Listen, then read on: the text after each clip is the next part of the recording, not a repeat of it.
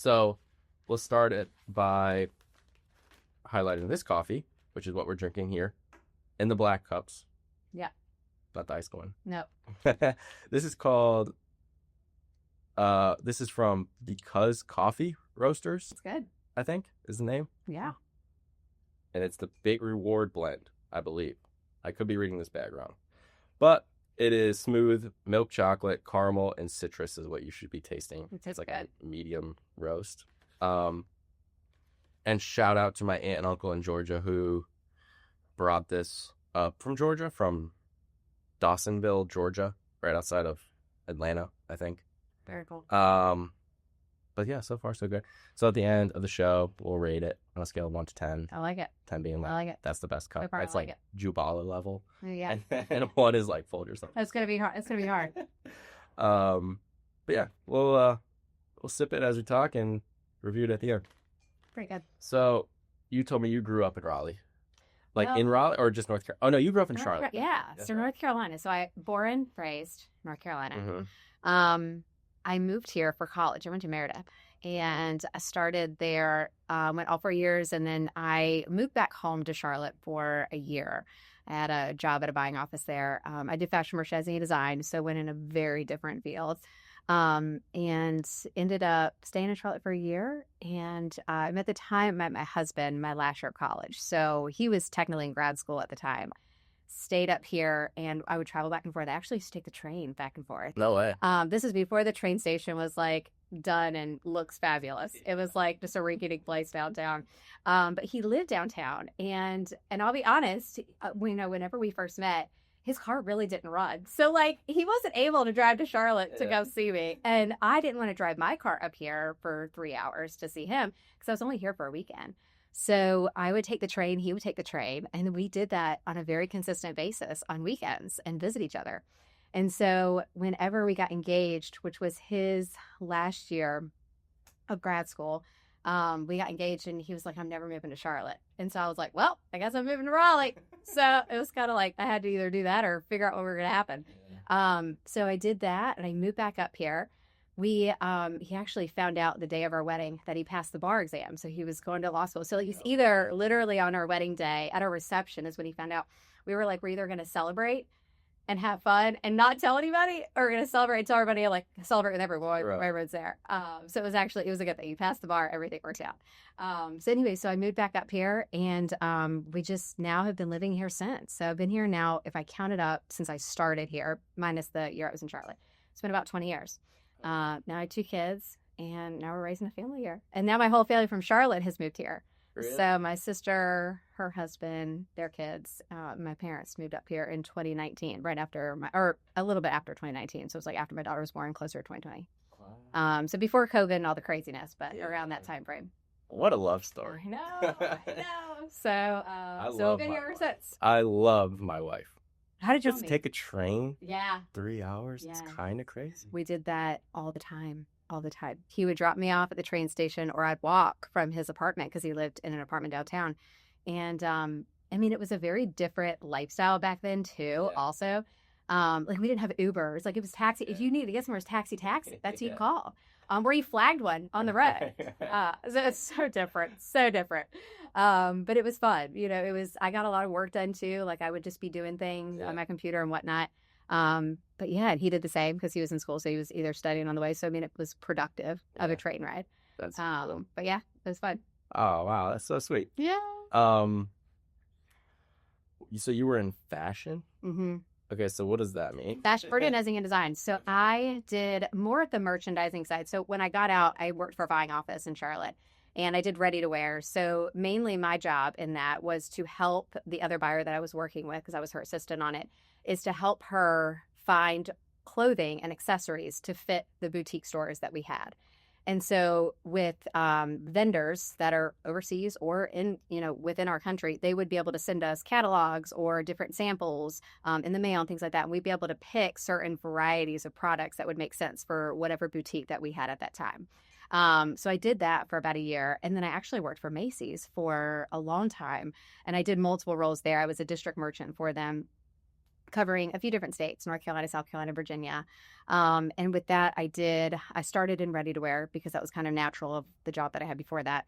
And then I also went into the cosmetic world and I did fragrances and all of cosmetics. So all the brands that you saw at Macy's in the fragrance and makeup department, I was overseeing those within 3 states, depending. And we kind of originally was North Carolina, South Carolina, and then we picked up Virginia, and then we dropped South Carolina. So like we kind of went in between different states. We were based in North Carolina. My office was actually at Triangle Town Center. That's where the district office was. Okay. And so I started in ready wear, went to cosmetics, and did that I was with the team there probably almost 6 years with Macy's. And then I went into an assistant store manager role. Slowly realized that's not my path. It takes a lot to be a store manager, like a lot of patience and just a lot. I feel like you have to have that characteristic for it. And I realized that was not the path that I saw myself long term wanting to go.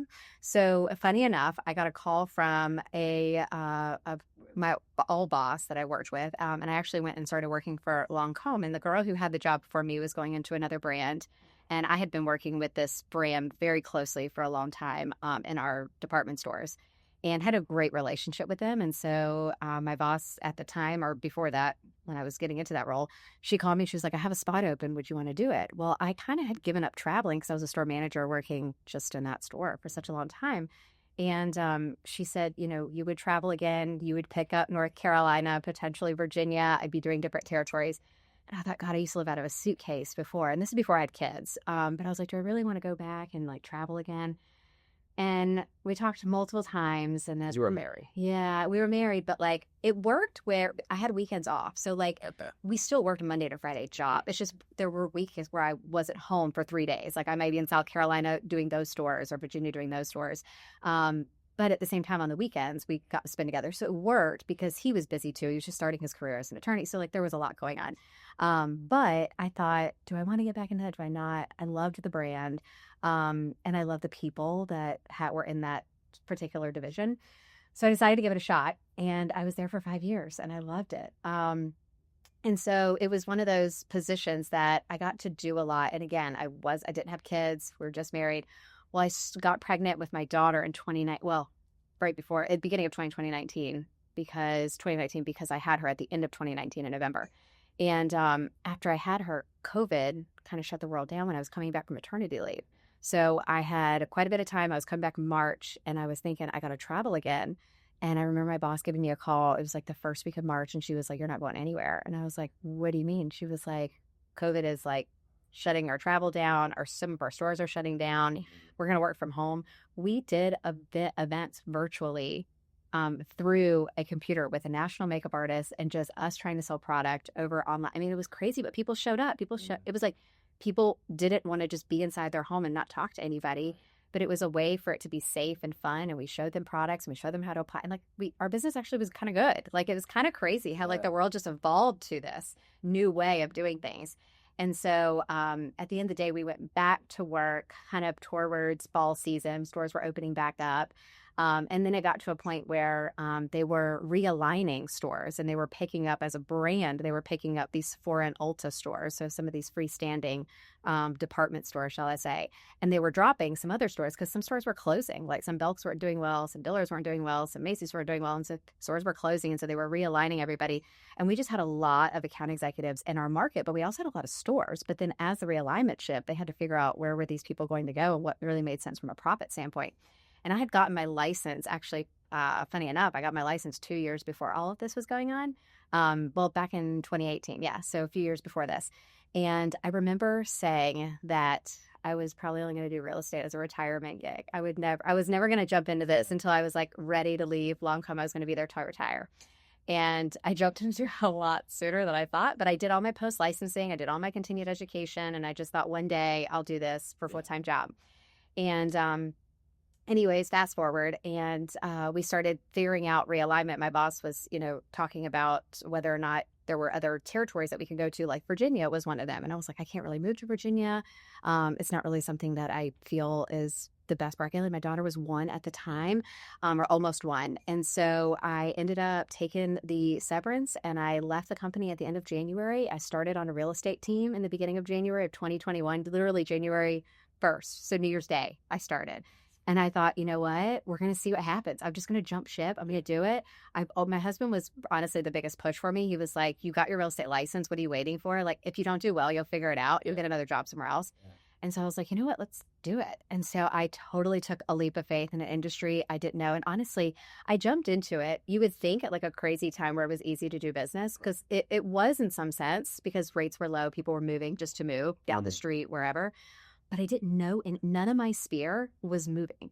I knew I could never pick up the phone and call my friend. My friends were either already just got married, they were having kids, they were in a house, they were not moving. Right. Sometimes they were marrying somebody who already owned a house. So like nobody was relocating. My family had already relocated here. I'm like, who am I going to sell a house to? What did I just do? So like 3 months in, I'm sitting there being like, who am I going to sell a house to? And I'm calling people and like trying to go to every open house I possibly can just to get face to face to people who like want to buy a house or are looking. And I ended up, my first 2 years, I think I closed like 45 transactions and helped 45 different families move. And so it was all just people I didn't know. But now like those people are like my great friends. Like most of I would probably say, almost all of my clients I do dinner with, I grab coffee with, our kids know each other, we've had play dates. So cool. We're just really good friends. Yeah. I've always done my business that way. It's funny, my old beauty advisors who also work for me, I still keep in touch with them. We do dinners and things like that. And it's just, I don't know. For me, it's a people business. And I started in that people business. I started in restaurants way back in the day in high school, and then going into this type of retail business, and then now being in more of like a sales position in some way. Yeah. You have to like being around people. Yeah. I like talking. You have to. Yeah. Yeah. So, and I also say in this business, what honestly I thrive in real estate is meeting people from all over the world. Like I've helped people move here from Sweden. I've helped people move here from Singapore. I've helped people move here from India. It is just really cool how everybody has a story. And it's very interesting. Like you think that your life could be boring or interesting, but like then you hear other people's and you're like, wow, like that's crazy. Yeah. Like I've had people that have closed their eyes, put a finger on a map, and chose North Carolina, and like never been here and moved that's here. Crazy. Like I don't know if I have the guts to do that, right. But I mean I've been here my whole life. I really don't have the guts to move. Like let's be honest. Yeah.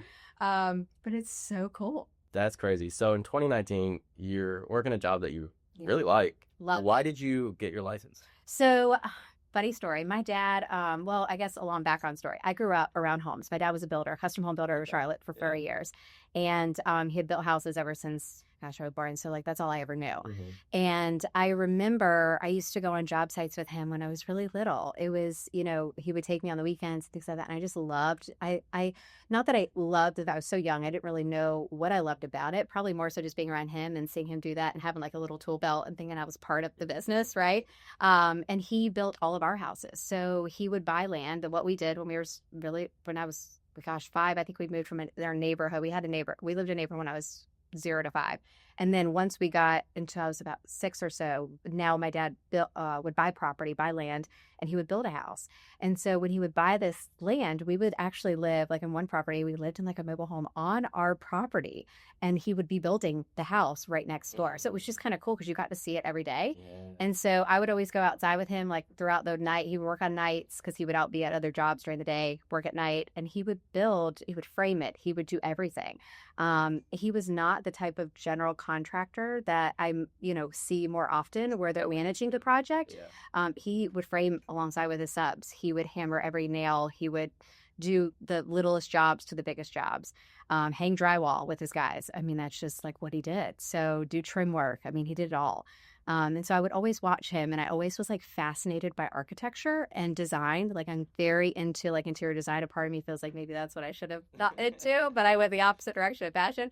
But I've always really loved that. I've just kind of seen it my whole life and always really enjoyed it.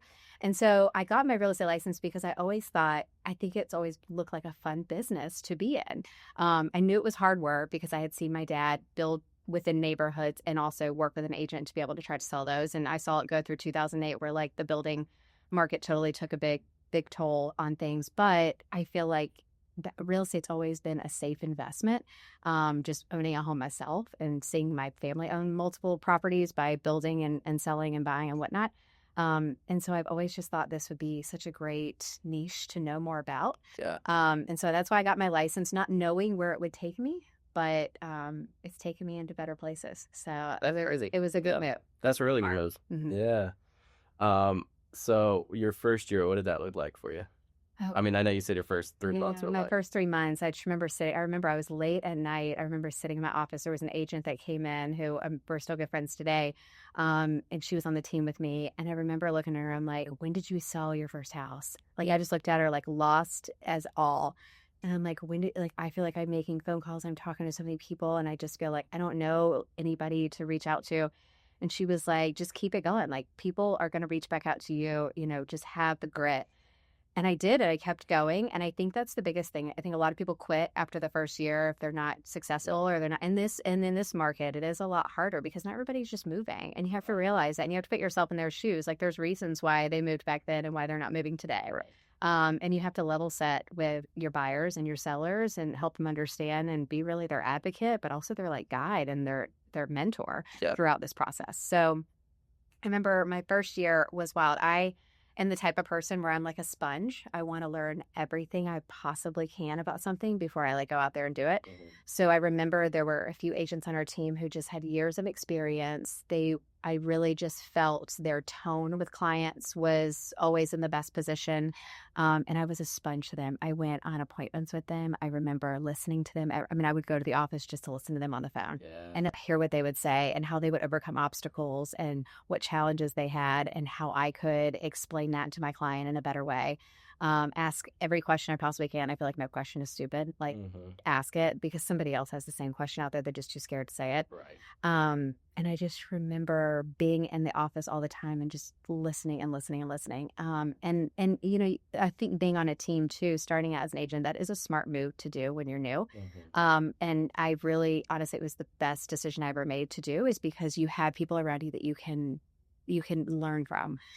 You have always somebody that you can ask questions to. They'll give you the answer. They'll help you through it.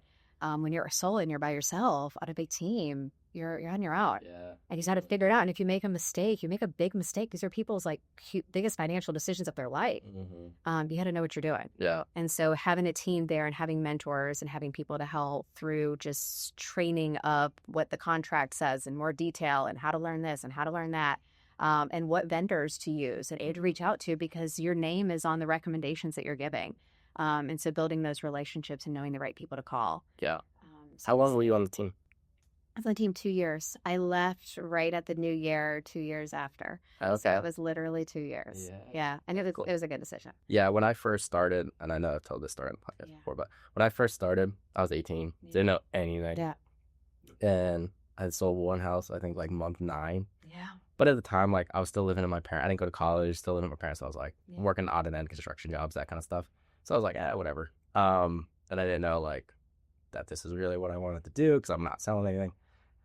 And then second year, I did a little bit better, but not great. And then year 3, I joined Morgan Wommel's team. Yeah. And that was at Keller Williams. So we were back at Keller Williams back then. Yeah. And I was their only agent. So it was just me and Morgan like taking on the world, and it was awesome. So I was with him for a year, and like you said, like I think if you're a new agent, just skip the part of trying to figure it out. Like you're not. I mean, some people can, they do great, but it's just like that's the minority. Why not step into something that like is already set up for you? The systems are in place. There's usually a TC to help you with the contracts and that kind of stuff. And then even so, like a new agent, if you're a savvy person, that's great. But like how to wisely negotiate a deal, like and the different aspects of negotiations, like and what can you negotiate? Right. That was the biggest thing too. I remember something and I was like, can I ask for that? Right. Is that okay? Yeah. Because what you learn, and I learned this so quickly, what you learn in real estate school is important, but it's not reality in so many ways. I feel like every situation is different. Every transaction is different. Every house is different.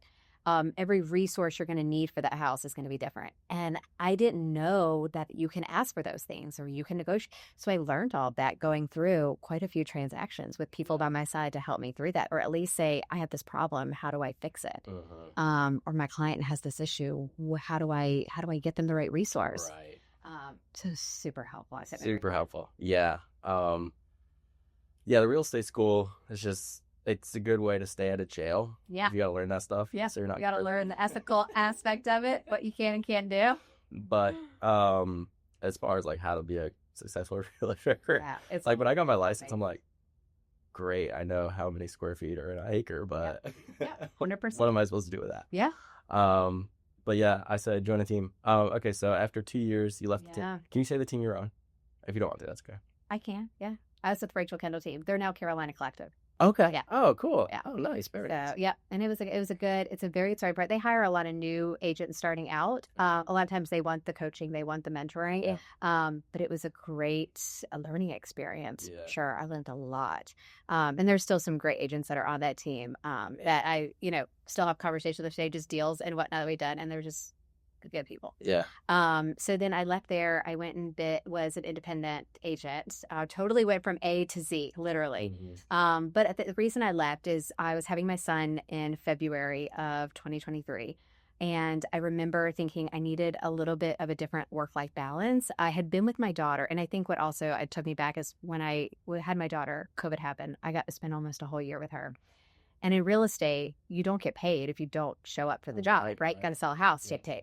So it's not like I got maternity leave or anything like that. I got to take whatever amount of maternity leave, but I needed a different work-life balance where, when you're on a team, there's an accountability that's expected of you. Mm-hmm. And there's accountability of you being a mom that's expected of you. Mm-hmm. And having two is a lot different than having one. And I'm sure having multiples after that is a lot different too, right?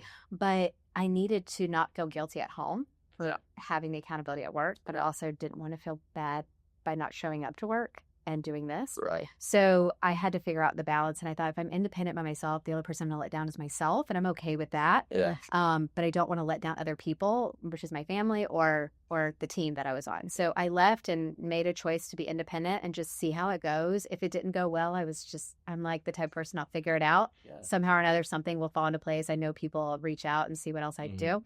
And so I did that, and I was on that, I say team, but it really wasn't. It was just a brokerage firm where you're independent. But I was there for about a year and a half. And then Compass had reached out to me and chatted me, and they had done so a few years ago. But at the time, I think Compass was like new to the area too, and I didn't know much about it. And so I was fine where I was. I feel like you don't really leave your firm unless there's something you're going towards, or at least that's how I've looked at it. And so Compass just had a lot to offer about what they could do for clients, technology being the biggest piece of it. Mm-hmm. I just feel like there's not many brokerages in our industry that can compete with what they have going on or what they've built. And that was the life-changing for me. So I was spending so much time when you're independent, you don't have a transaction coordinator. You don't have anyone doing your marketing. You don't have your social is all you have, right? You don't have a team or somebody bouncing that social off of you. And so Compass having marketing and having other aspects that can help support you and having transaction coordinators available to be able to use was just something that was like huge for me to like still be independent, because I do like the fact that I run my own business because it's hard for me to let go too. I like to be in the know, and I like to make sure that I'm hands-on with all of my clients just for a level of service that I think that I would want to. Right. But I also needed support when it came to all the other stuff. Yeah. And so Compass offered that, and still having myself be independent because I have liked that so far. Mm-hmm. And so that's why I joined there. So I've been with Compass now since July of last year. I'm like, was it this year? No, last year. I'm like, it's been longer than that. Yeah. It's almost a year and a half there, probably.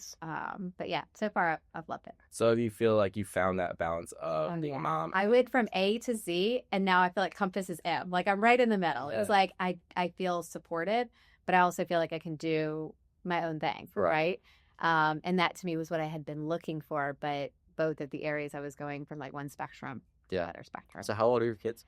My daughter will be 6 on Saturday, and my son is 2.5. He'll be 3, and well, I guess a little over 2.5. He'll be 3 in February. Nice. So yeah. Okay, it's fun ages. So, finding the balance between the work that you do, which is a very hands-on job, like it's not just in the computer, and being a mom, you feel like you finally like have that good balance. Some days, there are many days where I feel like a chicken with their head cut off running around, right? I think any mom feels that way, even if your kids are in kindergarten or even older. I feel like you're always balancing something because your kids are always going to need you for something. But being in the thick of it, having young kids is definitely more challenging. And people always tell me like, "Oh, how do you do it?" And you figure it out. I feel like you have to. Right. Like as a mom, I think you just have to figure it out, because at the end of the day, everybody needs you, and you just have to figure out what's important. So I try to look at when I look at my calendar in the morning, it's like the first thing I do when I wake up is like, what do I have scheduled today if I didn't look at it the night before? And so I realized, like, okay, with work, what are the priorities? Like, what can wait until my son's napping? If I have to pick him up from preschool and bring him home and I can work from home and I don't have to go anywhere, what can I get done during that time frame where I have some open time before my daughter gets home from kindergarten? So that's kind of where I prioritize my time. And in the morning, I try to get like all my phone calls or appointments done where both of them are in school or somewhere. So I have the flexibility and freedom to do whatever I want to do out of the house. Yeah. I joke about it, but I'm like landlocked sometimes in the afternoon because I can't go anywhere. My son's napping. But I don't want to lose that. Like I know people are always like, oh, it'll drop soon. I'm like, I'm going to try to ride that out for as long as I can. But my family's close by, so we always have help, which is great. I have some great babysitters that help us out whenever we need. So, I mean, you find the support that you need, and then I utilize that as much as I can. But also my biggest thing, the reason why I've just never gone back into a corporate job, I love real estate. But I also love the freedom to be able to spend time with my family when I can. So Sundays, it's rare I take an appointment or I do anything on Sundays. Yeah. Like we go to church and a lot of times we'll go to brunch or spend time with family and whatnot. Yeah. My daughter rides horses and I do too. And so like we try to spend Sunday at the barn and do things like that. So I try to take Sundays off. Now there are times I've had clients in town. You have to accommodate, and there are things for like last minute showings, things come up, but I try not to like book myself for that day. I try to take at least one day because I think I learned a lot in my first 2 years. I was a workaholic in my first 2 years of real estate because I was like, I have to be successful. It was like my thing. I was like, I left a great job for this. I got to be good. And I worked. And I feel like I didn't have any work-life balance, but I think that's what everybody does when you start is you just want to be as successful as you can from the gate. And so now I've realized that like, if I don't take the time, I will never have the time. Like you just don't, because in real estate, you don't have vacations. You don't have time on. Like you got to set those boundaries. Yeah. Because people will text you at 11 o'clock at night. And if you text them back, they're going to text you again. And so you just have to set those boundaries and like know where those are, but also not losing opportunities for your clients either. Being aware of like the timing and what you have to do. So I try to, my day is like, what can I do in the 4.5 hours that I have in the morning to be as productive as I can when both my kids are out of the house? And then if I pick up for preschool or my husband picks up, I try to figure out, okay, in my afternoon, I have so much time before my daughter gets off, comes home from school, and try to figure all that out. So at the end of the day, you just kind of have to work around it. You do, because, and I like you said, like the first 2 years, I think for any agent, if you want, like you do have to grind starting out. But there's also the boundaries. Like I'm the same way. So we go to church on Sundays. I don't really book appointments unless you, like you said, it's downtown buyer. Like, you can't. Screw them over either. So, but I do think now I'm at a point where it's like, okay, I don't have to take this appointment, or I'm more comfortable saying, hey, would you mind if we do, Monday night instead of, Sunday afternoon. 100%. 99% of the time, people are like, oh yeah, not a problem. Yeah, 100%. But at the same time, like you're still building a business, and so any business that you're building takes the grind, and you still got to do it. So it is that tough balance. And I have a 7-month-old now. Oh my gosh, she's gorgeous. I love that. I love it. And daddy's girl, I could imagine. Oh my goodness. So is my daughter. I feel like I was a daddy's girl. I get it. Yeah. Totally get it. Yeah. Oh my goodness. She's actually, my wife texted me just before we started, and she was like, sent me a picture of the baby monitor because she's starting to stand up in her crib now, and she's like, we got to lower the mattress. Yes. I remember those days. I do. But I don't even know where I was going with. I think about, her name's Amelia. I think about Amelia and I'm darn. I know, it's the best. They're fun, but they're the best. They are. So we talk a lot about on the show anyway. At least I do. Is like trying to find that balance of greatness and being a great father. And so at the end of the day, like, could I be making more? Could I sell more? Probably. But like, if I'm going to be a present dad with her, okay, and we have a good life, it's not like we're struggling, kind of thing. So then I'm like, great. I think that the business is right where I want it to be. Great. I could not agree with you more. I say that all the time. Yeah. I'm like, could I start this and could I do this and how much? Yeah, but like I only have these years for so long. Yeah. And I'll be honest, I took a lot of that for granted when my daughter was little, because I think the days feel so long when you're in it, especially with your first child, because you're just exhausted in general, because it's all a new adventure. And I took that, I think, for granted because I did get to spend so much time with her that I wasn't out in the working world or out with people. And having my son has really made me take a step back, being like, and really it's just going to be those 2 kids. That's our plan, you know? And so in my mind, I'm like, this is my last one. I'm going to cherish every moment that I can. And now that my daughter's like in elementary school too, it's like, she's getting older and it's going to go by so fast. And then my son's going to be there and I'm not going to be able to like spend the afternoon with them if I wanted to, you know? So take the time. I always tell like even new moms and stuff like that. I'm like, it's your first nap when you can nap. Take the time. Take the time for you. Because I didn't do that. People used to be like, nap when they're napping. And I'm like, I have laundry to do. I have to clean the bottles. I got to do this. And I'm like, and then when I had my second, I'm like, there is no nap. Because the first one's asking me to go get them this thing is they're done napping. So it's like, you have to take the time. But enjoy those moments because when they get older, and my mom used to tell me all the time, and I'm like, yeah, whatever. And now that I'm like, now I'm there, I'm like, yeah, you're right. You're 100% right. They grow so fast. And it's like you look back and you can't even believe it. It's funny because sometimes I'm like you're not growing at all. Like I know. You're feeling like that when you're in that moment. 100%. And then, like she just turned 7 months. I don't know, Sunday I think. And I'm like, I could have sworn I just brought you home like yesterday. And 7 months have flown by like that. Oh yeah. And then I'm looking at her like, sometimes I'm like, you still can't say that now. What are we doing? What are we doing? What's happening? It's so true. It's so true. Because I feel like and it's funny because the saying is so true. Your days are long, your years are short. And it so is. When you look back, it's like, could not be more right. Time just flies. It really does. Like I can't believe my daughter's gonna be 6. I feel like we went to Disney World for her 5th birthday and I feel like we were just there. How did a whole year go? But I feel like I remember us waking up at the hotel and going to Disney World and standing in line for hours, which I don't recommend at that age at all. Live and learn. But at the same time, I'm like, how did that happen? You know, it's like this whole year has flown by. I've never heard that saying. That's a great saying. Days are long, years or days are long, years are short. I mean, it is like it could not be more true. I look back and I'm like, wow, like I felt like we would never get out of this moment. And now I look back, I'm like, I feel like I was just here. Like, how did this fly by so fast? Because in the moment, I just remember being like, when's your dad coming home? What time is it? Was it 5 o'clock? So it's funny how that happens. Time's a thief. That's crazy. That's a great saying. So you were on TV. That's pretty cool. Yeah.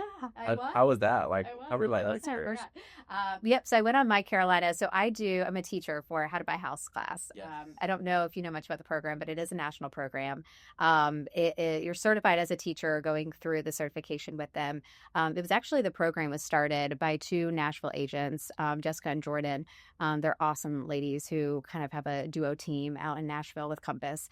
And I had found out about this whole program because they were on a Compass, I don't even know if it was a podcast or some sort of Instagram thing with Rory, who's a part of Compass as well. And he was talking about them and just the program that they started. And I remember watching this and I was like, I love this. I do buyer consults all the time, especially first-time home buyers or people relocating here. Those are probably my 2 buckets of people. And most of my relocation clients are past clients, family, and friends. So like that's how it always starts. It's like my first time home buyer buys from me and then their family starts to move here. And so it's kind of like a trail of referrals throughout that. And so I remember thinking when I bought my first house, in true transparency, I worked with like a newer agent and I felt like there were a lot of things that just I didn't know. I wasn't in real estate at the time. I didn't have my real estate license. This was me and my husband who were just married for a few years. And I knew really not a lot from the real estate side. I knew what to look for in a house. It was my dad built houses, and I knew like what I should, eye-opening things. And my dad would show me different things. Like this is going to come up in home inspection. But like the home buying process was super new for me and him. And I remember there were a lot of aha moments that I wish I would have known before I put money on the line, called a due diligence fee here in North Carolina. And there were just and again, due diligence at that time was not expensive, but also like we were starting out and didn't have like a ton of money. I got like $1 we didn't want to lose, let alone a few hundred or a few thousand. And so I just remember like appraisal gaps, things like the things nobody tells you about unless you ask the question. And I just remember being like, wow, if I ever got into real estate, I would never want someone to feel the way I felt. There were just so many unknowns and so many questions I had. I didn't feel prepared when I made an offer. And so when I was listening to Jessica and Jordan talk about this program, I was like, I have got to be a part of this. Like, this is what I do all the time. I feel like I would love to be a certified teacher and like help people who are truly buying their first house or relocating here. What it's like to buy a house in North Carolina. We are different than every other state out there in just everything that we do. Timing, as the fact that we have an attorney versus, I mean, just so many different things that every state does, due diligence fees, deposits, all of that. So I started talking to them, and they interviewed me to see if I'd be a good fit for the program, because they do want to vet every single person. You know, you just can't jump on it. And also, they don't want so many people saturated in one area, right? They want to have specific certified teachers to be able to help out specific markets that feel the need for that. And interviewed with them, and they, approved and felt like I would be a good fit for the area. We didn't really have somebody in the Raleigh market. And so I've been now a teacher with them since the beginning of this year. So it's been almost a year now. And we've done 5 classes overall. I partnered a lot with builders recently to do these, just because builders are offering so many great incentives. And we have a lot, and most first-time home buyers, not every first-time home, but most of them love easy maintenance, right? They don't want to jump into a lot of financial responsibility right away. They're just getting their feet wet. They want a good investment to be able to take that equity at some point, buy a single-family home. A lot of them are just starting out getting married. They're young. They don't have kids. So like the space doesn't need to be huge. Right. So townhomes is something we focused on a lot with some of our classes, and we've focused on building relationships with some of these other builders who are just offering amazing incentives. Like one of my clients who closed on a property with a builder, without giving too much information, they got a check back at closing. They paid zero money and got a check back. It was like 0% down. Their payment wasn't at, because of the fact that the builder was paying all the closing costs. They were working with a bank that was able to do 0% financing for their specific type of loan. And they got money back, which means they didn't even pay for inspections. So they got refunded for that. So they paid nothing to buy this home, but it was the same amount as their rent. They were paying the same amount every month. So this mortgage payment that they now own, the house also appraised for over $50,000 more. I mean, it was like amazing. I mean, I feel like I want everyone to win that way. I literally said to them at closing, I was like, you just hit the jackpot. Yeah. And I'm so proud of you guys. Like, stay here, build this equity, and you are going to feel so good whenever you decide to move somewhere else. It really was a win. But most of our first-time homebuyers, with a lot of these builder incentives right now, we've just been able to get them very close to that. There's a lot more negotiation that can happen. There's a lot more that they're paying for. Some of these programs with lenders that they're offering right now, and the rates, it really is awesome. Yeah. Builders are helping buy down the rate with those closing costs. So it really is a win-win. Yeah. So anyways, that's something that I ventured into this year, and I've loved it. I'm going to venture in next year, and I'm building those relationships right now with some companies, but doing lunch and learns for a lot of these corporate companies where people are relocating here for jobs. It teaches them, because a lot of them are renting right now and trying to figure out, do they want to stay here long term, which is absolutely understandable. I think anybody should do that. I think anybody moving here should rent for a year and figure out where you want to go. If you haven't been here or don't know where you want to go, like, I would hate for you to buy a house. Location's everything. I hate for you to buy a house in an area you think you love, and then you wake up every day and like the commute is terrible for you, and then you're just miserable. Like, the whole point, my motto is like, love where you live. Yeah. And so figure that out first, and then I'll be there to help you, find the right house. Yeah. So now I'm working with a lot of corporate companies to try to do lunch and learns for some of these businesses where they're having people relocate here, and talking to them about when they're ready, a year from now, 2 years from now. I'm going to be doing this forever now. So at the end of the day, if you don't buy a house in 20 years, call me when you're ready. Right. I'll still be here. Yeah. So yeah, that's what I'm into. Okay. So the first time home buyer thing, or your class that you what's it called again? How to buy a house. How to buy a house. Is that like a virtual thing that you're doing? No, so it's all in person. Okay. So we host these, and that you asked me about My Carolina. So I was on My Carolina with their news station at their 9:00 program, and twice, and I talked about the specific class for people to come and register, just to get the word out there of people that may not have driven by the community and got a flyer, or driven by some of the small businesses that we partner with, like Raleigh Wine Shop has helped us and partner with us to do like wine tastings at them. Okay. And we've done some with some local businesses on charcuterie business. But if you don't work with those businesses or go to them, you may not get a flyer, you may not, or you may not follow me on social media. So the news was another way just to get that marketing and advertising out there, so people knew that there is a way to buy a house with a very minimal amount. I think some people think you have to have 20%, right? Or that always right. And I'm like, but you can do it with 0%. Yeah. Like, I can tell you how.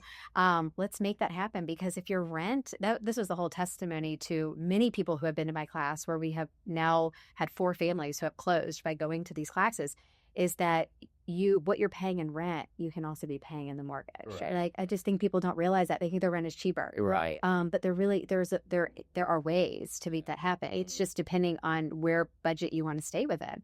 And then I'll kind of help you navigate the location, the area, what you need, what you can get, what you can't get. Yeah. Sometimes you have to compromise, having everything and getting what you really actually need. Yeah. But there are ways to do it. Yes. So we were on there to talk about that, but What was that experience like? it was cool. Yeah. I'd never been on the news, to be honest. Well, yeah, most people have. I know. I was like, I don't really know. So you go behind scenes on like the studio, and it kind of set up like a living room. And the host and the anchor, they're awesome. I mean, just good people in general. And they walk you through it. They give you a mic and all that.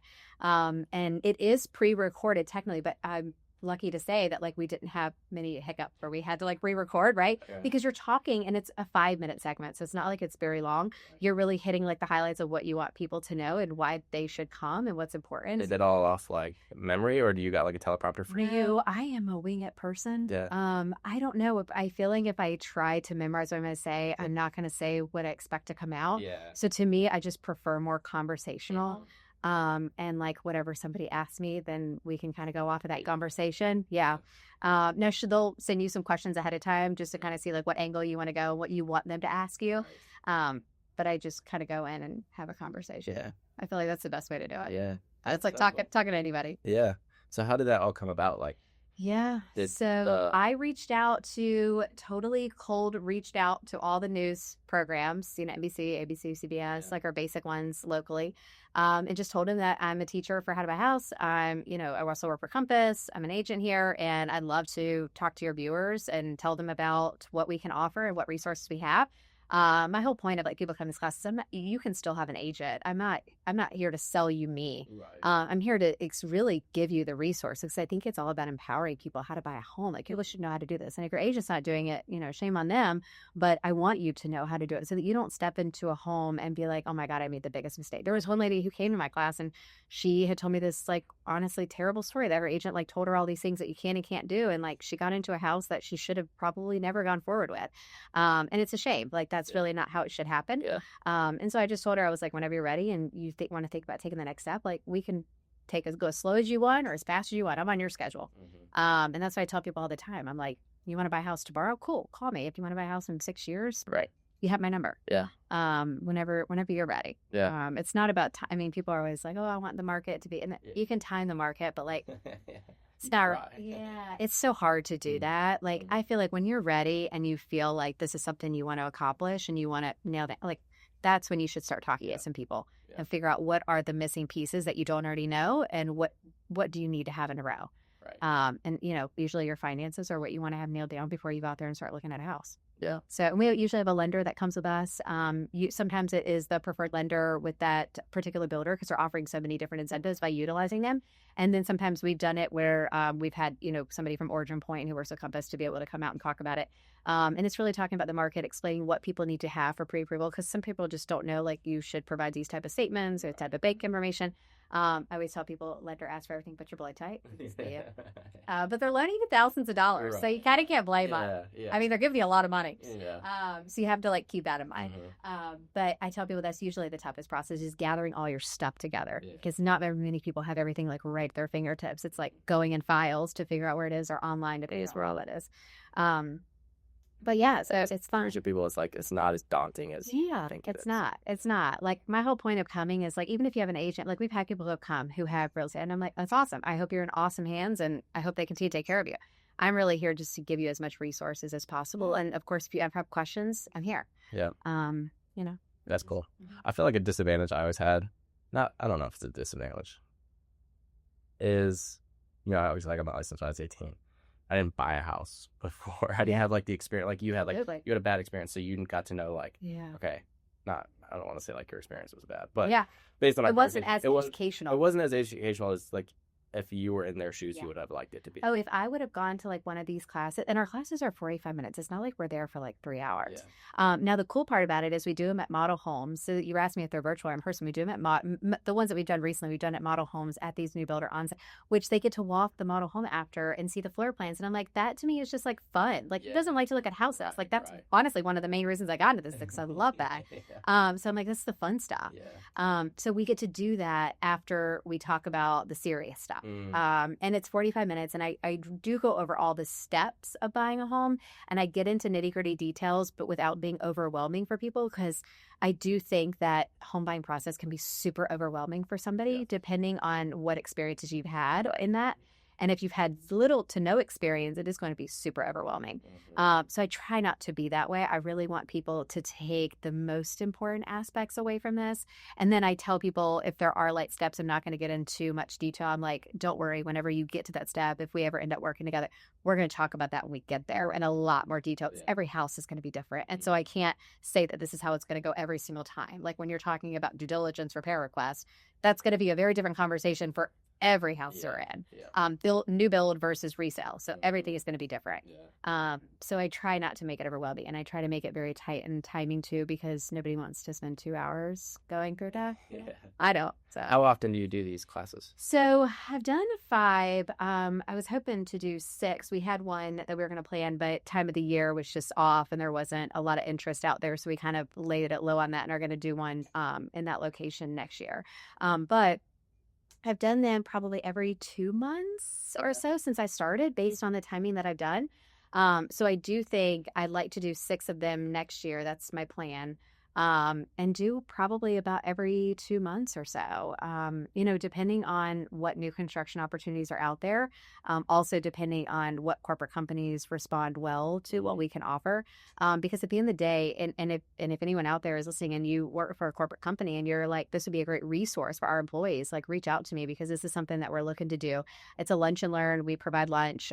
It's really for your employees to come to like a conference room or some gathering area that you have. And learn during their lunch hour how to buy a house. And we have goodies for them to be able to take away, a lot of information for them to take away. We'll have a lender there. That's always a great resource to get started in conversation. You obviously don't have to talk about anything personal at that. You can always book like a separate call. We can have that offline. It's really, and I like classroom setting. I talked about this on My Carolina too with the host. I told her, I think a group setting is important because everybody has similar questions. Or you may not have thought about that question if you were on one-on-one consult with me. Like I do one-on-one consults all the time, but I feel like you only have the questions that you feel apply to you at that moment. But then you're like, you hear somebody else that you're like, oh, that's awesome. Wait, tell me more about that. So when you have a group setting and you have more people asking different questions that relate to them, sometimes you don't think about those things when you're just one-on-one. So more conversation comes out of it. So with these classes, with the girls from Tennessee, do you get like scripts, but like a curriculum kind of thing? So they do. There is a PowerPoint presentation. I hope they're not listening. I don't use a lot of that. And the reason I don't, I just love conversation. I love dialogue. I want the audience that I'm talking to be engaged with me. So I take everything that they put into this PowerPoint presentation and I really make that my conversation. I talk about Raleigh and why it's growing and why it's important. And I talk about me and how I got started, because I think that's important for people to know who they would ever work with if they choose to reach back out after the fact. And then I also talk about what infrastructure is coming, what new developments are coming. I think that's important to know if you're planning on moving here, like these companies who have people relocating here. If you plan on staying here, you want to know like about the area that you're planning to go if you don't know anything about it. And then we talk about that specific neighborhood if we're in a new construction neighborhood, things like that, or specifics between single family home, townhome, condo, why they're all different, why the HOA fees are different, because people are like, oh, I had no clue that that's what they pay and why the HOA fees are more expensive in a condo. And I'm like, yeah, you have little to no maintenance, actually none. So, we talked about all of that. But I think that's important for people to know. So it is, they give you information being certified with them that they want to ensure that you cover. And then, of course, you do that within the time frame that you have and your style. On how you're going to do it. That's cool. And so to me, I've taken it and I've kind of spun it a different way, but I do feel like it just keeps people engaged. And I want people to ask questions. I want you to like, tell me what do you want to know more about? Because at the end of the day, it's about you buying the house, and how you should know how to do it. That's such a good idea. Yeah, it's fun. So what's next for you? Oh God. How's the business going? Where do you want it to go? Yeah, I like yeah. this stuff.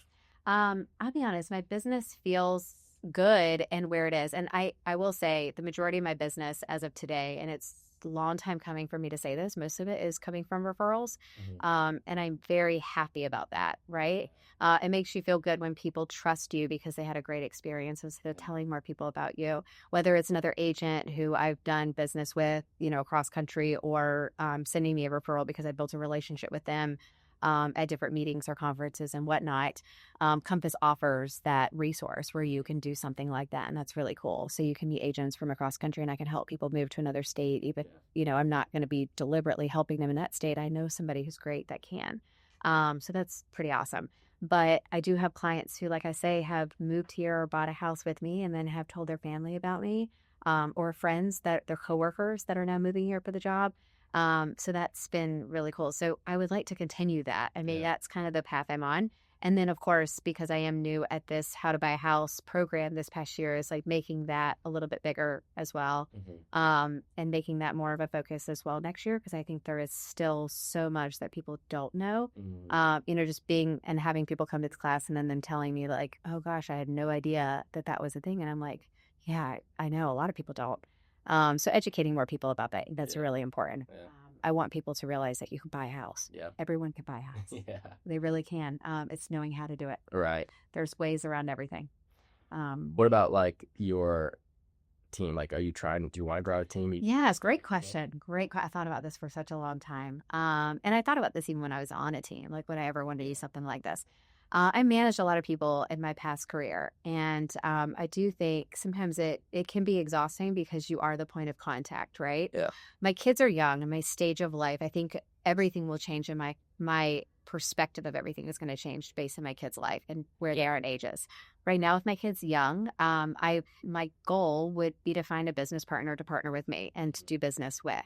Eventually maybe add 1 or 2 agents in there. Nothing crazy that we're big, at least in my stage of life today. Now, when both of my kids are in school and maybe a little older, I might think about things differently, and I might be thinking about growth differently. I like being independent, so I don't know if I'll ever join a team, but would I ever start a team? I would, having somebody by my side to do it with. Right. Because my kids are young, I really have to have that work-life balance, and I think you have to have somebody that can help with those specific responsibilities. Right. So that would be something that I'm looking into. Is to have like someone on me with a duo, and eventually, I don't have admin right now. I do everything myself, which it doesn't bother me now, and it works. I mean, there's nothing broke. So at the end of the day, it's fine. But would it be helpful to have? It would. So that's something I've looked into for a little bit, and that's something I'm still considering. And maybe even doing that as we get into the new year. So finding a business partner to do this with, build a business together, and eventually add an agent or 2 who might be starting out. I mean, I love helping and training people. So I feel like having an agent that's new starting out, if they want any mentorship, I'm there to provide it. I got a ton of that growing up or within real estate, getting in this business. And I'm like, that's what I think everybody needs. So I'm here to help. Yeah. I love that. So I'm trying to remember the episode. Maybe it was Jenny Hensley. Do you know her? Yeah. So she was on a couple episodes ago, or 4 episodes. I don't remember. Yeah. They all kind of blend together. But she was talking about how she has somebody on her team that she calls a Care Bear. And my loving wife listens to all my episodes for support. Yes. And she was like, so she's a nurse. She works 1 day a week as a nurse and stays home with Amelia and the rest. Awesome. And she was like, that's what you need. Because when I look at my business and kind of what is like I'm missing is the after we close follow up, right? Like the, hey, happy home anniversary, Merry Christmas, whatever it is. And she's like really like intentional and good with that kind of stuff. She's like, I'll be the Care Bear. I'm like, let's do it. And so now that she's gonna kind of step into that role for me, which is gonna be so big. That's really cool. Really looking forward to that. Yeah, that's awesome. I love that. What do you and your family kind of do for funsies around here? So music's a big important part of our life. My husband plays music. He's played his whole life. Oh, really? What's he do? Guitar mainly, but he does a lot of other. Like acoustic, or is he shred? Both. Okay. More electric than acoustic, but he does both. His style is like Jimmy Page, Stevie Ray Vaughan. That's kind of style. His brother has played guitar too since they were kids, and he does more slide guitar. He used to play in Nashville. He's good. He should have. They both should have done a lot more. They have a great talent. They read music. They can read music, but they don't read music. They listen and play. It's like wild how people can do that. I have no musical talent. I am right there with if I sang, my daughter's like, please don't. Like, it's so bad. I wish I had that. I think it's an amazing thing. Like, it's a gift. Like, I truly believe it. My daughter has it. She does piano. And my husband, at some point, I'm sure he's like bought her guitar. I'm sure he'll, somewhat teach her at some point. They just, they get the rhythm. They get it. Like, I don't know how people get that. They have like an ear for it. Yeah. And it's either like you got it or you... I'm like, how do you know what instruments are playing right now? I just know it all sounds great together. Right. And I like the beat. But like, I would never be able to pick anything apart. He can pick anything apart in music. So it's a big talent. And what kind of music are you guys listening to? oh God, listen, I've like blended so much more to his style. So like a bluesy rock type of thing. Okay. And for some reason, I never really listened to that before. I've always been like a 90s jam girl. Okay. Like I could listen to any 90s song, play it on the radio, and I'm like all for it. I just think that was like good music, and it's so hard to come by now. Like it's just innocent, good music, good feeling, MTV music videos, like just cool stuff. But I've gotten a lot more into like his style now just because he plays all the time. So any like waking moment he has, he's always playing in like the loft upstairs or anywhere. He should go out there and play and do something, but I think he's just so busy and we got young kids. And it's like, when do you find the time to do it? That's just hard. So music's good. We love going to concerts, anything that's live music. Sign us up. We're there. Yeah. And then I ride horses. I grew up riding horses. I stepped away from it when I went to college. My parents rode, my sister rode. We did competitive hunter jumper riding for years. And when I was going to college, my dad was like, do you want to take your horse with you or do you want to get a car? And I was like, I want a car. So I've been doing this one. And I never did school sports. So like that was the other thing too that's why I wanted to get my daughter into it at such a young age. I never like hung out at the mall or like hang out at the movie theater. I was at the barn all the time. He's just like good. Like you're outdoors. We didn't really watch a lot of TV growing up because we lived on a farm where we had horses in our yard and we had people that boarded with us. So like that was our responsibility to like feed them in the morning, muck the stalls, take them out. Like the lifestyle that my parents provided is like crazy to me that like they worked and did all of this. I'm like, I'm a parent now and I work and I'm like, I don't have any time to own horses and to do, but they woke up at 5 a.m. and they left the barn at night at 11 p.m. And it was like, this is just the commitment they did. It was wild. Like we didn't have people. So my dad was really big. I don't blame my dad. I say that he is the reason why I have like strong work ethic is because he always told us when we were younger, we always saw our friends and they always had like help that they brought along that helped them at the barn or somebody that helped them saddle the horses or clean them after they got off the horse from showing. And I was like, why don't we have anybody that helps us? And my dad was like, you want this life? You work the life. That's just how it was. And that's how he grew up. And that's just how he was. He was like, we don't need help. We have 2 arms and 2 legs. You guys can do it. That was just how that sounds like the man. Yeah. He really is. Good guy, country folk, from actually Canada. So he's French Canadian. He learned English when he moved here by reading the newspaper and watching the news. So English is his second language. I know. And you would not know it. You would know it because he has a strong French accent still. Really? Yeah. And it's funny because I never noticed that growing up. My husband pointed that out to me when he met my husband. And my husband was like, wow, he's an accent. I was like, what are you talking about? Because I've known it. To me, it's like, that's how we talk. What are you talking about? But now when people meet him, people say that I'm like, yeah, he's French Canadian. They're like, where's he from? Not Korea. But it's funny, he's been here for like 40 years and he still has not dropped it. Like, it's kind of funny how it's like stuck with him forever. Anyway, so that was like when we grew up, that was what we did. So when I went to college, he asked me, he's like, do you want to bring your car? Do you want to get a car or do you want to bring your horse? And I was like, I want a car. And so I gave it up. I still look back today and wish I would have made a different decision, but you're young. And when you're, 17, going to college, we're like, I don't want to do any of that. And I had done it forever. You take it for granted, for sure. I definitely did. And now I look back and I'm like, wow, that's wild that's like what we did. Like my parents would pick me up on Fridays from school with a trailer hitched up and we would be gone to horse shows for the weekend. And it was like a thing. Like it was kind of wild that was like okay at the time, because like it's crazy that school would just like be okay with me writing a note and like leaving halfway through the day. I'm like, can I do that now? Like, is that like, how would school feel about that? I feel like that's like not okay. Yeah. But we took it very seriously. And I learned a lot, because it's a lot of hard work. It is not glamour. At least the way that we did it was not glamorous. You are mucking stalls. You are riding from sun up to sundown. So like before school we rode, after school we rode.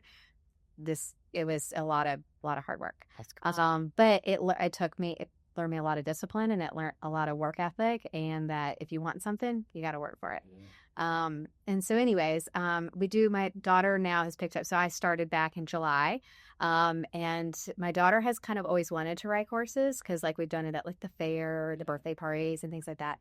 And so I told her, I said, well, I'll do it with you, like to make you feel comfortable. And so they normally don't take anyone. And nowadays, I started when I was 4, but also my parents rode and we had horses. So like that was a different world. But if you're going to go ride and take a lesson, they normally don't take kids until they're about 6. That's like the age minimum. But she was 5.5 at the time. And I told them, I was like, I think she's like ready. Like I tried to like influence. So they were like, okay, well, let her do an evaluation. Anyways, she's got grit. She's got a lot of hard work ethic in her, and she's very competitive against herself. So like if she's going to commit to something, she's committing. And so she's really good for her age. I mean, she doesn't have all the strength that she probably needs, but she'll get there as she gets older. That's just age and body type and all that as she grows. But she's been doing it now with me, and I ride and she rides. We do on the weekends and during the week and here and there. So it's something that I'm glad I'm back in. But it's cool because I get to do it with her. That's so cool. So that's really fun. She, we're trying to get into other curricular activities this fall. So we may take a break while it's cold out, because I'll be honest, I don't think she's got the guts to ride the cold. So we're going to take a little break in the fall and probably get back into it when the weather gets a little bit nicer. But yeah, so it's something that hopefully long term I'll get to enjoy with her. Yeah. I'd love to buy another horse. I'd love to have a farm. I'd love to do all that. But I'm like, that's a lot of work as well. And it's expensive.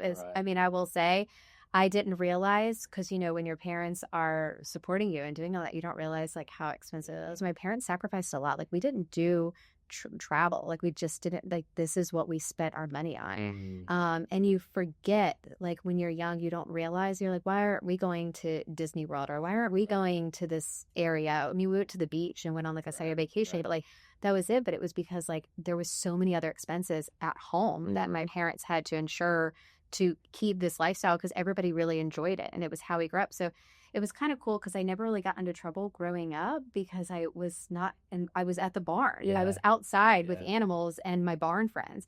And I'll say barn people are just different.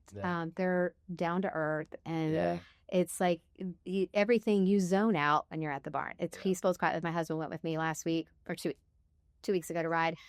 He came and watched me because he had not been out to see. Actually, it was the first time he's ever seen me ride, because he didn't know me when I was growing up riding. We went in college, so he didn't know. And he was like, wow, it's really peaceful here. I was like, I know. Like, this is when I zone out. Like, my phone stays somewhere else, and I'm like there for 2 hours, and I zone. And it's just peaceful. It's quiet. It's a way that I can just kind of level set myself. Is he going to try to jump on it? No. He's not a bar guy. I don't see him doing that. But I think, he appreciates that I'm doing it with her, and he sees that I obviously love it. It's something I wanted to do for a while. It's just having the guts to do it. When you get older, when I was younger, I didn't know if I didn't really think you have fears. Like when you're young, you really think that you can get kicked off a horse. Like you don't think about it. And when you do, I mean, gosh, I've been trampled, I've been bit, I've been bucked off a million times. God, I've been kicked. I've been everything that you can imagine. Been to chiropractors, had boots on my leg for dislocating growth plates, tailbones, all that stuff. I mean, it happens. It's a dangerous sport. We're relying on a horse to keep you on, and you have to be able to like know how to man this. But at the end of the day, I do feel like your fear when you're young, you don't realize that. And that's why I wanted to get my daughter into it early, because she doesn't realize she can fall off. She has no idea. So she's not scared at all. Like she's on the biggest horse in the Little Pony program. And I'm so glad they did that, because it is the gentlest one. But I'm glad she did it, because like she's so much higher up than all these other older girls than her. Like she has no clue that this is a dangerous sport. For her, it's like, I got this. To me, she doesn't get it. as you get older, your fears start to really instill like, oh my God, I could really get hurt. Like this is a real thing. 'Cause they're so big, Yes. so strong. Yes. And like they can spook in a minute and they feel everything you feel. If you are nervous on it, that horse is like, absolutely, I've taken advantage. They know it. It's like, it's an instinct. And so at the end of the day, I do feel like getting back on one was a fear I had to overcome as I got older, even though I had done this forever and I've gotten all the worst things that have happened and I wasn't scared at the time. My dad was also the type of person, and he had said this to us, if we fell off, we weren't going home. If we could walk, we were getting back on. And so when we fell off at a show, we got back on and we got back in the ring. There was one time that I couldn't because I had to go to a chiropractor. But other than that, like that was it. And it was because if you go home after you fall off and never go back, it's your last memory. And as a kid, that's what you're thinking, right? You're thinking like, I fell off, I'm never getting back on that horse. Right. And so I told my daughter that before we started. I was like, you fall off, if you can walk, you're getting back on. Like that's just how we're doing it, because I just know if she fell off, she's never going back to the Right. because she has a fear now. It's just like a dog. You get bit by it's never going to be by a dog again. Like it's similar to that. So you have to like continue to keep that person. It's okay. Like he can get back on. It was just a mistake. It's going to be fine. So that's why I never really worried about like all these things that had happened to me. I just kept getting back on. And so it never really affected me at that age. But when you get older, you think about like, oh my God, if I get back on, what's going to happen? And so funny enough, I did fall off my third or fourth lesson. The horse tripped. It was an older horse that I was on and, tripped in the ring. And I went head first, but I was like, you know what? I'm good. Like, I'm glad this happened. I got it under my feet, ready to keep going. Got back on and kept doing what I do. But yeah, so that's something that we do, or I do now, that we've gotten back into recently this year. We got a puppy. So that's also keeping us busy. It's funny. I got the dog before I potty trained my son, and then I realized, oh, that's probably not the smartest decision. I should have potty trained my son before I potty training a puppy. So now we got the puppy done, working on the boy now. So yeah, he is 5 months old. He's a Labradoodle. We also got him because we had a dog when my daughter was little, and he was 8 when he passed away. It was super sudden, just a terrible thing. But I always said I want another dog. I've been around animals my whole life, but we've had every animal from donkeys, chickens, to horses, to cows, to everything. So I love animals, and I think it's like important for kids to have them as well. They learn so much from having that like support animal somewhere close by. And so I wanted one, but my husband was like, oh, it's a lot of responsibility. We don't want dog hair. And also my daughter is technically allergic to dogs. Okay. I say that because it's like the saliva and the dander and things like that. She doesn't like have, super bad allergies, but it's more like seasonal allergies, which I think a lot of people with that type of allergy feel that way. And I bought a hyperallergenic dog because I thought that's a good way to overcome it. Unfortunately, I forgot about the saliva and about a little bit of the dander that's still there, not necessarily there. So in the very beginning, she was like a little sneezy. Now she's like overcome that. And I think you get used to it when it's like in your environment more often. And plus the baby coat has kind of shedded, so that helps too. But now they love the dog. I mean, the dog, we went through the nibble phase, which is always tough when you have littles in the house because they don't understand, like, don't wave your hands. That's what they like to do. They're like, no. But then the dog's like, okay, let's play. Yeah. And it's like, no, that's like the opposite of what you want to keep your hands down. Like, they forget that. But now we're getting past that. So he's 5 months. He's a good, chill dog. Like, he's just chill, which is kind of nice to have. Not all puppies are like that. We just got lucky. Yeah. We have our Raider. How old is our dog? Maybe 3 now. Mm-hmm. We got married. Yeah. We did the whole, we don't have any kids, let's get a dog. That's what we did. That's exactly. But the first year we got married, we got a dog. First year, it was funny. So when we got married, we lived in an apartment and then bought a house. Like, we had a 13-month lease. Yeah. We were living in Durham. Yeah. No offense, Durham people. Durham wasn't my scene. Yeah. So we bought a house in Anger and then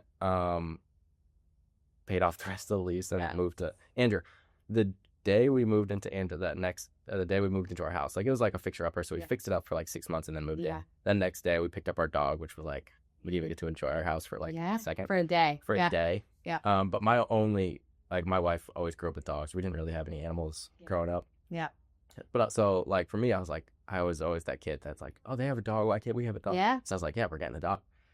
But I do not do the hair. Like, I hate dog hair. Like, Yeah. I sit on the couch or So does my wherever, husband. and then you like have to lint roll every time you leave the house. That was the only reason why he didn't want a dog. He was like, I just don't want the hair. 100%. I don't want to vacuum. Yep. So we got a dog. It's like a multi-poo or something. Yeah. Little Yeah. 14-pound dog. yeah. But the problem is, like, I love playing, and so like we're playing, so she's biting my hand. And now we have this 7 months old. And I'm like, Can't do that. can't play anymore. Like, Yes. stop, Margot. Like her name, you are like, Margot, stop, Margot, Yeah. stop. And I'm like, this poor dog is like so confused. So confused. He's like, I thought we could play. What's happening? Right, what's happening? Yeah. So we're trying to figure that out. Luckily, like Amelia, my daughter's only 7 months, so she's not like trying to play. Yeah. She'll like reach out. Sometimes, those baby death grips. Oh, yeah. She'll like reach out and like grab Yeah. her. And so I'm like, I feel bad for the dog because I'm like, all right, just don't go near the baby because you don't want to get hurt. You won't hurt her. It's, Yes. stay away. Yes. it's stressful. I feel that the puppy nips are a thing. And Mhm. like, I don't know if I really realized that because when we first got him, he just kind of chilled and slept a lot. Baby. Yeah. And I was like, oh, this dog's easy. Yeah. Until a few more months went by, and I'm like, oh, this is a thing. And so it's funny because I don't know if you know Brent, but he was over at the office in Raleigh, and he was telling me a funny story about how he would his kids would run around in the yard and everything. And the dog, when they had the puppy at the time too, would always grab the shirts. There was always holes in the back of the kid's shirt. And I'm like, that's my kid's clothes now. Like I buy a new dress for a daughter that also has a hole. And I'm like, oh, great. Go back to Target now. And it's like the same thing, but it happens. But I'll be honest, like now the puppy nips are almost over. We have a little bit of that as episodes sometimes when he's like frisky, but they're almost over. And like they both last night were like laying on the bed with him, like hugging him. That's so. And I'm like, they're coming around to like, Ozzy doesn't bite anymore because my son's always like, Mommy, Ozzy, bite me. Mommy, Ozzy. I was like, it doesn't really hurt you. Right. He wants to play with you. But in their mind, it's like, doggy, bite me. Yeah. Yeah. Getting them used to the fact that dog really does love you. He just wants to play. Yeah. Yeah. I'm excited. Like it is gonna be cool to see her grow up with our Yeah. dog. Because our dog is like super friendly. Like she just wants to play, but Yeah. she's not trying to like hurt Yes. baby or anything. Yeah. But So cool. that's cool. Yeah. Having a dog is great. Yeah. It really is. Yeah. Well, it's funny. Like when it was just us married and we had the dog. Like at the time, I'm like, the dog's like all of our attention. Like you go on Yeah. the wife's phone, it's just like picture of the dog, picture of the dog, picture of the dog. That's how it was. And now for it's like us. all pictures of the baby, no picture of the dog. Yep. And 100%. and but at the time I was like, oh my gosh, we gotta find somebody to take the dog for a week if we go on vacation and stuff. And I'm like, I also forgot about that too. yeah, I was like, oh yeah, I forgot. Like what are you gonna do with the dog? Not taking him on the plane with you. right. And so at the time we were like, oh, that's kind of a pain in the butt. But now it's like we have a baby, so now it's like gotta go, even just go out for dinner, we gotta find a babysitter or whatever. I was like, oh, this is way harder than probably just a dog. Very true. Very true. But anywho, what'd you think of the coffee? It was good. Yeah? I actually really like it. Yeah. I do. I think also tried local coffees are always better. I know I never went to a bad coffee shop, and I do everywhere we go, like whether it's at the beach or the mountains or anywhere we go. I always try to find like a local shop versus like, your typical Dunkin' or Starbucks. I mean, they have them everywhere, so you can have that anytime. I feel like it's so accessible. So I try to find like local places. And if I like it, I'll buy the beans there. Like I was telling you earlier, I buy Jabala beans. Yeah. I literally use those at home because I do love their coffee. I think it just tastes good no matter what, like creamer, you could drink it black or whatever. It's just so good. But I haven't had a bad experience at any local coffee shop. I don't know if I've just picked good ones. Yeah. Because I try to find ones that are online and then like ones that like people say are really good, or like if somebody has told me that's local there, like go to this shop because usually that's a good recommendation. Right. I haven't had a bad experience Yeah. yet. Yeah. So far so good. Yeah, I haven't either. I mean, there are definitely some that are like better than others, but nothing bad. Yeah. But on the show, obviously we drink a lot of coffee. So Yeah. I always try to say like it's not the actual roasters. Like if there's a coffee, I'm like, it's not my favorite. It's just that bean that I didn't like. Agreed. So Agreed. I'm trying- Just that flavor. like black and white is one of my favorites. Yeah. But I've had certain beans from there that I just felt was not my taste buds. not my thing. And so the one that we did, I was like, I hate to say it, but it's just not that good. Yeah. But it's not a reflection of black and white. It's a No. reflection of that Yeah, bean. I agree. But yeah. So with this one, on a scale of 1 to 10, where would you kind of place it? I would put it. I probably put it at a 6.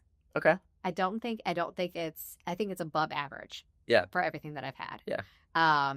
I also like iced coffee, so I feel like this on iced coffee with like I like an oat milk. I feel like that would be like dynamite. Yeah. Yeah. Yeah. Yeah, I liked it. I thought it was really smooth anyway. Hmm. I don't know, maybe like a 7.2. Yeah, I like that. 7.2. Yeah. Getting on the dots. I, I don't know if I started on the dots or not, but I feel like I have to now because I have so many. Yeah. And Yeah. I'm like, this one. Yeah. You know, We get right every 7 the same. everything would be 7, and I'm like, well, this one Yeah. was better than a 7 I've had. If we're doing dots, I might say this is a 6.5. Okay. Yeah. Okay. We're gonna do some decimals in there. I think it's 6 Yeah, but I mean, fine. it's definitely better than average. I mean, I've had some that are like, Yeah. it's okay. It's not bad, Right. but it's okay. This tastes better. It's smooth. I would agree with you. And also, like, when we do these reviews, I assume I'm brewing them correctly. Yeah, That's true. I try to, a lot of times they'll have it, like, what the ratio is, 16-1, coffee to the Yeah. water. Yeah. So I try to follow it, but at the same time, if they don't have it, I just kind of do the regular 16-1. So I don't know. I try my best to brew it, but if you have it there, it might be better because they might brew it the way that that bean is intended to be brewed. So, and I don't know. I will say, even though I buy java beans at home, it always tastes better when I go get it. Yes. I don't know what that is. Yeah. Maybe it's like I do get like a flavor and not like a vanilla or honey, so maybe that's why. Yeah. But I do think that too. Even though I still think it's better than like your average, bag that you're going to buy at the grocery store, I do always feel like it tastes 10 times better. Yeah. Maybe you actually get it there because they haven't. No, yeah. Why didn't it taste that way? What am I doing wrong? How do you make it at home? I'm easy. I put it in an espresso maker and press a button. That is perfect. So not creative. I'm not like a grinder and like the real and like pounded down. I bought. Okay, so my husband would laugh if he's listening to this. I have bought so many coffee makers in the past because I'm like, I'm going to be a barista today. Like this is and then like it's so much work to clean them. I'm like, I can't do this anymore. Like, and also now he's even a lot more because I don't clean the coffee machine. And he doesn't even use it. He uses the typical Keurig. And he gets so mad at me. He's like, it's like got to be moldy in here. And you're going to be drinking this. And I'm like, well, thank you for cleaning it. I don't know what else to tell you. I get lazy when it comes to that. Yeah. And so I like the touch screen, but then all the stuff you got to do after that is what I'm like, over it. Yeah. So I've tried to buy the ones where you really are truly a barista, where you pound out. And I'm like, can't. Yeah, I've wanted to buy those, but like for us, I have one of those machines. It's just easy. That has like the buttons so they can do coffee, espresso, Americano, latte, over. That's what we have. Dump the thing in the That's hopper. what we have. Yep. Which brand do you have? Phillips. Okay, so we have Tika. I don't know how you say it. Tekka, I think is how you spell it. Yeah. I think it's like a newer brand out there. I mean, we had it for a few years now, I feel like, but it's a newer brand out there, and it's the same thing. You touch it, and it's so easy. So easy. But there's still some cleaning aspects to it. Yeah. I forget that it doesn't clean itself. Yeah. But that's what I'm thinking. I'm like, oh, it'll clean itself later on, and then my husband's like, this is gross. Yeah, Do like it. for us, like you have to take out the bottom tray that has like the The pucks and the water, and you got to dump that out, clean it out, because if you don't clean it out, like Yes. sunk will get moldy and nasty. Yeah. That's what he experiences. Thank you. And then I'm like, I have to take all the inner, like, because one time we let it go for way too long. Because I didn't know, too, like, we'll clean out that little bucket, we'll clean out the water thing. Yeah. But, like, the actual internal parts you have to clean out. Yeah, I didn't know that. I didn't know that either. So I'm like, taking, I'm like, kind of stinks in What here. is this? I pull it all out. I get, like, a toothbrush. I'm scrubbing everything. Yeah. Put it all back in. So now I think it's pretty clean. I'm like, okay, once a month where it's getting it clean. You have to. Yeah. Oh, and it's funny. One of my friends asked me, she was like, do you like your coffee maker? I'm thinking about buying one for Christmas for husband because, like, we're looking at a new coffee maker. And I was like, I love it. Just know that, like, got to clean that thing. And I was like, and if you ask Andrew, he's going to say, don't buy it because he's the one that cleans it. So, like, don't ask his opinion. But it's great because it's easy. So easy. I'm all for the ease. Because does yours do, like, the frothing? Well, you can. So you can add like a little hose to the milk, and then you have like milk in a container. It'll froth it for you, or like because if you're doing a latte or something like that, it'll already add that in. Yeah. I don't necessarily do that. What I've been into lately is I make like a regular Americano, and I buy the cold foam. I've only been able to find it at Target. Wegmans used to carry it instead of here, but they kind of stopped the same brand. But I buy the oat milk cream cold foam. It's like the cold foam, and I put that in it, and that has been like my thing now. Really? Yeah. So I don't buy like the creamer to put in it. I just do that. Or sometimes I'll just do like a half and half and just be like for regular coffee. Yeah. Depends on what I'm in the mood for. Yeah, I usually just do the regular Americano. And then my wife, I make hers in the morning too. She does just the latte. So we'll do like, I don't know if it's vanilla or caramel, like the syrup. Yeah. So put a couple pumps in there. Yeah. And then it does the froth milk and Yeah. everything. Yeah. And so it's really, Yeah. mix it up. There you go. It's easy. It's easy. I'll take that route all day. Yeah. Well, this was super fun. It was. Thanks for inviting me. Yeah, thanks for coming on. This was awesome. Yeah. The coffee was pretty good. If you're ever in Dawsonville, Georgia, Dawsonville, Georgia, check out Because Coffee. That's coffee. It's pretty good. And he said the actual coffee shop is Okay. super sick, so I've not ever been down there, but it is good coffee, and I'm sure it's even better when you get down there. But Yeah. Very yeah. cool. I love thanks it. for coming on. I Thanks, Ethan. Appreciate it. Yep. Bye, everybody.